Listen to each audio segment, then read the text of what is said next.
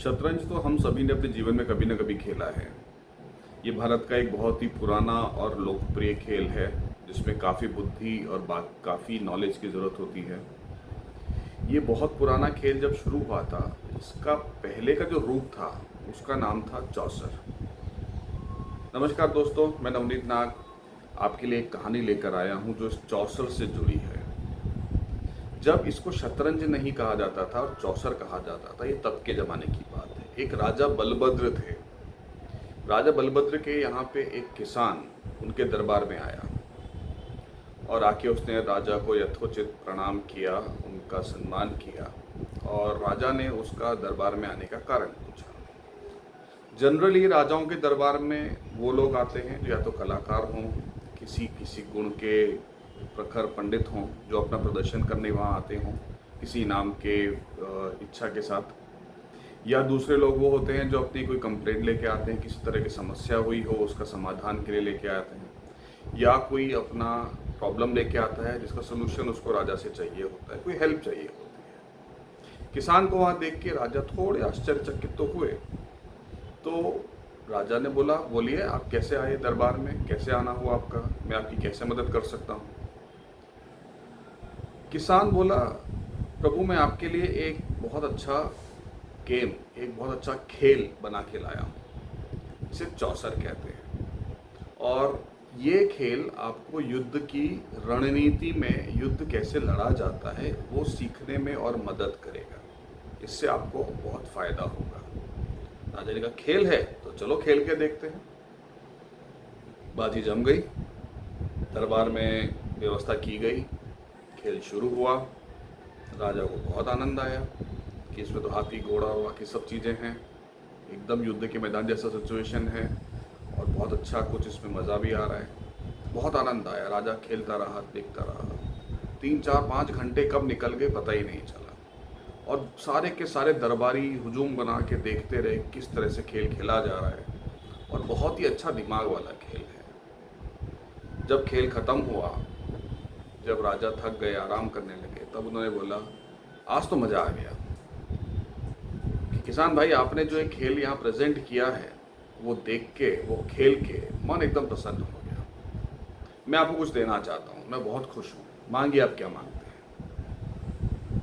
तो बोला कि राजा मैं कुछ मांगने की इच्छा से नहीं आया था, मैं तो आपके बस दर्शन करना चाहता था और आपको एक खेल दिखाना चाहता था कि खेल आप तक पहुँचे, आप इस पर खेलें, आप इसको काम में लें, आपके वज़ीर वगैरह जितने भी लोग हैं इसको यूज़ करें ताकि उनके दिमाग का थोड़ा एक्सरसाइज हो, वो लोग यूज़ कर सके और जब भी कभी जीवन में युद्ध की ज़रूरत पड़े, युद्ध में ज़रूरत पड़े तो वो इस कला को यूज़ कर सके। राजा बोला नहीं नहीं नहीं, ऐसा नहीं, आप आए हैं, इतना अच्छा काम किया है, कुछ तो इनाम बनता है, आप जो बोले हो। किसान बोला आप इतना मुझे इस चीज़ के लिए फोर्स कर रहे हैं तो आपकी इतनी आज्ञा है तो मैं उसको अपमान तो नहीं कर सकता, मेरी एक छोटी सी इच्छा है। तो क्या इच्छा है बताएं। बोले इसके चौसर के जो 64 खाने हैं, आप एक खाने में चावल का एक दाना रखिए, दूसरे खाने में उसको डबल करके 2 दाना रखिए, तीसरे खाने में उस 2 को 4 करके रखिए। ऐसे 64 खाने में जितना अनाज आता है, चावल आता है, उतना मुझे चावल दे दीजिए और मुझे कुछ नहीं चाहिए, मेरी ज़्यादा कोई इच्छा नहीं। राजा हंसने लगा, क्या आप खेल लेकर आए हो तो बच्चे जैसी डिमांड कर रहे हो, ये तो छोटे बच्चे का काम है, कुछ और मांगो, हीरा मोती सोना चांदी। बोला नहीं नहीं नहीं नहीं, मेरे को इतना कुछ नहीं चाहिए, मैं किसान हूँ, मुझे तो ये सब चीज़ें अच्छी लगती हैं, आप मुझे थोड़ा सा चावल दे दो, पर जैसे मैंने बताया वैसा, पहले खाने में 1 दाना, दूसरे खाने में 2 दाना, तीसरे खाने में 2 का डबल 4, चौथे खाने में 4 का डबल, ऐसा आप डबल करते करते 64 खाने में जितने दाने आए उतने आप मुझे दे दीजिए। राजा ने तुरंत दरबार में अपने मंत्री को बुलाया जो उनका खजाना संभालता था कि इनको जैसे इन्होंने बताया है वैसे चावल के दाने गिन के, टाइम लगेगा लेकिन गिन के दे दो। और राजा मुस्कुरा के अपने सिंहासन पे बैठ गए। मंत्री ने कुछ खाने भरने शुरू किए, फिर उसके अचानक से दिमाग में बिजली कौंधी कि ये तो कोई सामान्य वस्तु नहीं है, क्योंकि अगर हम इसको इस तरह से डबल करते करते जाएंगे तो 64वें खाने तक पहुंचते पहुंचते जितने चावल की ज़रूरत पड़ेगी उतना चावल तो पूरे राज्य में नहीं है। ये बात जाके तुरंत उसने राजा को बताई कि महाराज, ये कोई छोटी मोटी डिमांड नहीं है, इसका पूरा आप गिनेंगे तो इस तरह से निकलेगा। राजा एकदम चकित हो गए। उन्होंने तुरंत किसान से पूछा, ये सब क्या है, आप क्या कर रहे हैं, मुझे समझाइए, ऐसा क्यों आपने डिमांड किया, आप ये कैसे जानते थे कि ऐसा करने से इतना बड़ा होगा। किसान बोला कि मैं किसान तो हूँ, लेकिन साथ में गणितज्ञ भी हूँ। मैं आपको सिर्फ ये सिखाने आया था कि छोटे छोटे कदमों को, अगर छोटे छोटे कदमों को धैर्य के साथ सही जगह पे रखा जाए तो उसका इम्पैक्ट लंबे समय के बाद बहुत बड़ा हो सकता है। आज की भाषा में हम इसको कंपाउंडिंग इम्पैक्ट कहते हैं, जिसको इन्वेस्टमेंट में काफ़ी यूज़ किया जाता है। लेकिन जीवन के हर भाग में आप कोई भी काम करें, अगर आप उसमें छोटे से कदम लेना शुरू करें, मान लीजिए आप प्रजा के लिए कुछ अच्छा करना चाहते हैं महाराज, छोटा सा कदम लीजिए। आपको लगता है पूरा बांध बनाना जरूरी नहीं, आप एक छोटे से काम से शुरू करिए, धीरे धीरे उसको बढ़ाते जाइए। लेकिन आप देखेंगे कुछ समय के बाद, थोड़े समय के बाद, थोड़े वर्षों के बाद उसका इम्पैक्ट इतना बड़ा होगा जो आप कभी इमेजिन भी नहीं कर सकते।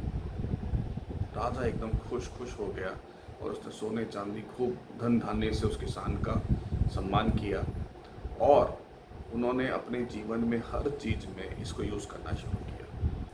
अब ये कहानी हमें क्या शिक्षा देती है?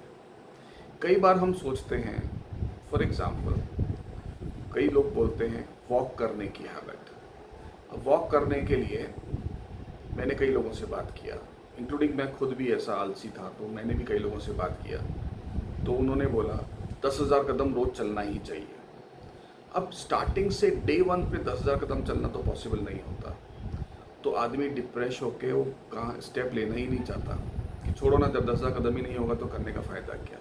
लेकिन अगर मैं धीरे से शुरुआत करूँ, आज 500, कल 700, फिर 1000, 2000 ऐसे धीरे धीरे बढ़ाता जाऊँ, तो हो सकता है थोड़े समय के बाद मेरी पाँव की स्ट्रेंथ और मेरे मन की इच्छा मुझे आराम से 10 या 20,000 कदम करने को भी एकदम सक्षम कर दे। आपके जीवन में क्या आपने कभी इस तरह के छोटे छोटे स्टेप लिए जिसका बाद में आपको कास्केडिंग इफेक्ट मिला हो, कंपाउंडिंग इफेक्ट मिला हो इन्वेस्टमेंट के अलावा? तो मेरे साथ ज़रूर शेयर करिए, कमेंट सेक्शन में लिख के बताइए, या जैसे आप मुझे व्हाट्सएप करते हैं मुझे आप व्हाट्सएप भी कर सकते हैं। आई होप आपको ये कहानी पसंद आएगी और इससे आप सीखेंगे कि हमेशा जीवन में बड़े स्टेप का वेट करने की जगह छोटे छोटे स्टेप लेके काम तो शुरू कर दें। किसी भी काम में कि जब बड़ा होगा तब करेंगे, इसकी वेट करके पूरी अपॉर्चुनिटी को जाने ना दें। छोटे छोटे स्टेप से शुरू करें, वो ग्रेजुअली बढ़ते बढ़ते इतना बड़ा हो जाएगा जिसकी आपने कभी इमेजिनेशन भी नहीं किया होगा। सो अगले शनिवार फिर आपसे मुलाकात होगी एक नई कहानी के साथ। तब तक के लिए नमस्कार।